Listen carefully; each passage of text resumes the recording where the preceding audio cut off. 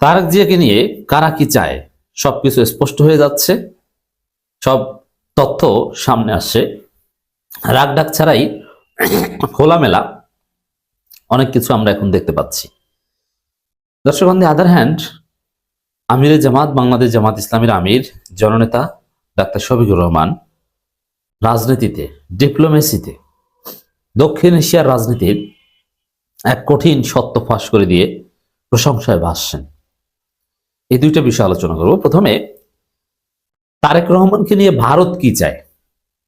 আপনারা এর আগে খবর বিশ্লেষণ শুনেছেন, খালেদা পুত্রের ভরসা দিল্লির বন্ধুত্ব। অ্যাট দি সেম টাইম ঠিক একই রকম দিল্লির ভরসা খালেদা পুত্র তারেক। দিল্লি বাংলাদেশে তাদের হেজিমনি ধরে রাখার জন্য যে এখন তারেক রহমানের উপরই ভরসা করে, এটা স্পষ্ট হয়ে গেছে। তারেক রহমানের কোনো বিকল্প দিল্লির কাছে নেই দিল্লির স্বার্থ রক্ষার জন্য। অথচ হওয়ার কথা কি ছিল, বাংলাদেশের জনগণ যাকে ভোট দিয়ে নির্বাচিত করবে, একটা নির্দিষ্ট নিয়মের মধ্যে ভারত তার সাথে সম্পর্ক মেনটেন করবে। That should have been. কিন্তু আমরা দেখতে পাচ্ছি যে দিল্লি মনে করছে যে ভারত তারেক রহমান ক্ষমতা আসলে, তারেক রহমানকে জিতিয়ে আনতে পারলেই ভারতের সাথে তাদের ভাষায় সম্পর্ক স্থিতিশীল হবে, সম্পর্কের ডেভেলপমেন্ট হবে, কিন্তু অন্য কেউ আসলে হবে না। তো এটা আমাদের কাছে সন্দেহজনক। তারেক রহমানের মধ্যে এমন কি মধু আছে যে দিল্লি তারেক রহমানের উপর ভরসা করে? অথচ ভরসা করতে হয় বাংলাদেশের জনগণের উপর, যে জনগণ যাকে প্রতিনিধি নির্বাচিত করবে, ভারত তার সাথে কাজ করবে। That's it. এর বাইরে কাউকে পছন্দ অপছন্দ করার অধিকার তাদের নেই, কারো বিরোধিতা করার অধিকার নেই। অথচ আমরা দেখতে পাচ্ছি যে ভারত সুস্পষ্টভাবে জামাত ইসলামের বিরোধিতা করছে, এদেরকে ক্ষমতা দেখতে চায় না। যদিও দিন শেষে ঘুরে ফিরে এরা ক্ষমতা আসবে এই বিশ্বাসও তাদের জন্ম নিয়েছে, কিন্তু তারা জামাতকে দেখতে চায় না, জামাতকে থ্রেট মনে করে। ভারতের মিডিয়াগুলোতে নিয়মিত জামাত বিরোধী propaganda. On the other hand, তারা জামাত তারেক রহমানকে ক্ষমতায় দেখতে চায়। দর্শক, খবর, তারেক রহমানকে চিঠিতে নরেন্দ্র মোদী তারেক রহমানকে চিঠিও দেয়।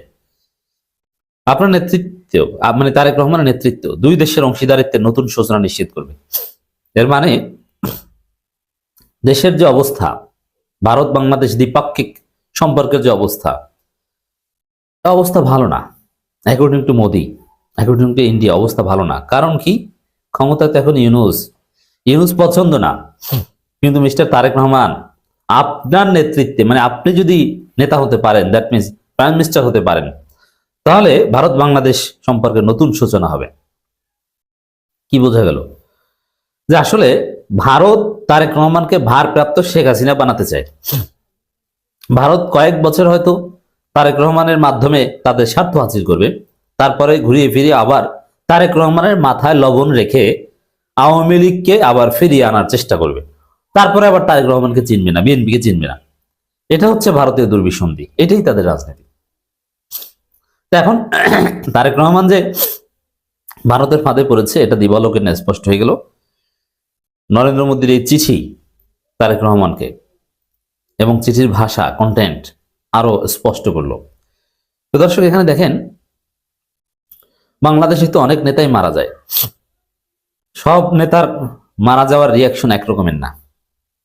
খালেদা জিয়া তো ভারতের শত্রু ছিল, খালেদা জিয়াকে নানান চাপ বা এই সেই, খালেদা জিয়াও ভারতের বিরুদ্ধে স্পষ্টবাদী অনেক কথা বলতেন।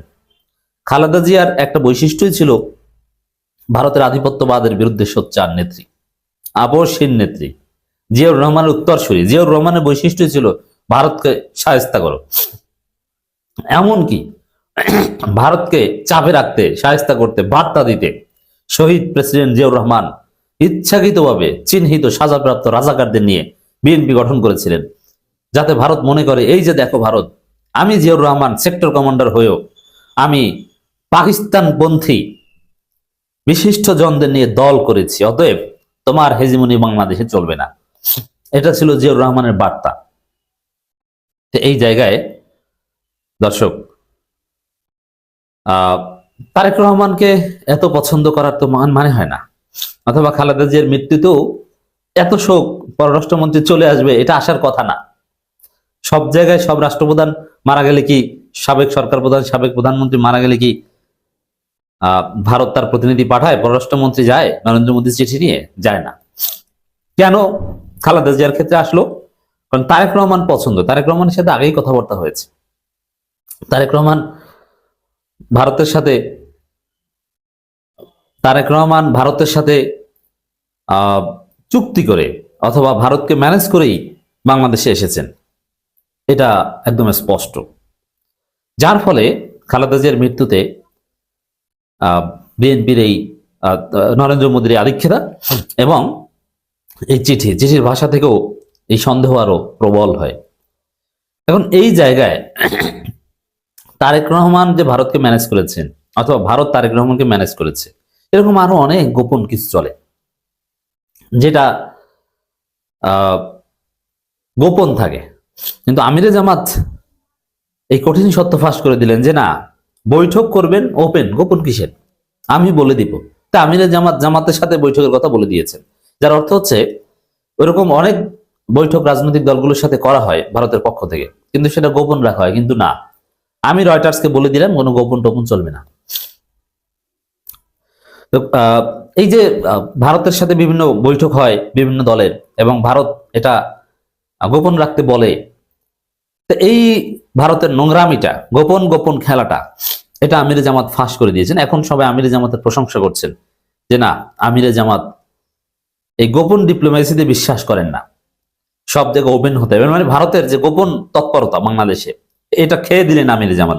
এই জন্য যারা ফরেন পলিসি বুঝে তারা আমিরে জামাতের প্রশংসা করছেন যে না, ভারতের একটা বিরাট চালাকি শেষ করে দিলেন। তারেক রহমানকে চিঠিতে নরেন্দ্র মোদী, আপনার নেতৃত্ব দুই দেশের অংশীদারিত্বে নতুন সূচনা নিশ্চিত করবে। ইউনূসের নেতৃত্বে নতুন সূচনা করবে না নাকি? ইউনূসের নেতৃত্বে অবস্থা ভালো না, তারেক রহমান নেতৃত্বে নতুন সূচনা হবে।